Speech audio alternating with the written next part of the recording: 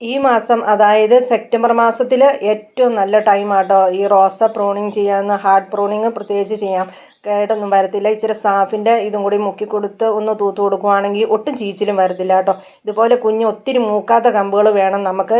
ഈ കവറിൻ്റെ അകത്ത് നട്ട് വെക്കുവാണെങ്കിൽ ഒരു നവംബർ മാസമൊക്കെ ആകുമ്പോഴത്തേനും അത് അത്യാവശ്യം നല്ല വലിയ തൈയായിട്ട് ഇതുപോലെ ചെടിച്ചട്ടി നട്ടാൽ ഒരു ഫെബ്രുവരി മാസം ആകുമ്പോഴത്തേനും അത്യാവശ്യം നല്ല ഒരു പൂന്തോട്ടം തന്നെ നമുക്ക് റെഡിയാക്കി എടുക്കാം കേട്ടോ. റോസ വെട്ടുന്നതിന് ഒരാഴ്ച മുന്നേ അത്യാവശ്യം നല്ല ജൈവവളം തന്നെ എല്ലുപൊടിയും വേപ്പും പിണ്ണാക്കും കടല പിണ്ണാക്കോ അല്ലെങ്കിൽ അത് ചേർത്തവരാണെങ്കിൽ സവോളയുടെയോ അല്ലെങ്കിൽ ബീട്രൂട്ടിൻ്റെയോ മുട്ടത്തൊണ്ടും ഒക്കെ ചേർത്തിട്ടുള്ള മിക്സറും ഒക്കെ ചേർത്ത് വെച്ചിട്ട് വെട്ടുവാണെങ്കിൽ ഒരാഴ്ചയും കൊണ്ട് തന്നെ നല്ല അത്യാവശ്യം ഹെൽത്തി ആയിട്ടുള്ള തൈകൾ പുതിയതായിട്ട് കിളിപ്പുകൾ കയറി വരും കേട്ടോ. ചെടിക്ക് വെട്ടി കൊടുത്തിയാന്നോ ഇല്ലേ പിറ്റേ ദിവസം നമ്മൾ ചാണകത്തിൻ്റെ തെളിയുണ്ടല്ലോ അതൊന്ന് ഒഴിച്ചു കൊടുക്കണേ, പുതിയ കിളിപ്പുകളൊക്കെ വരാൻ നല്ലതാട്ടോ. ഇതുപോലെ മണ്ണ് നിൽക്കാവുള്ളൂ, ഒത്തിരി നനവ് ചെയ്യരുത്.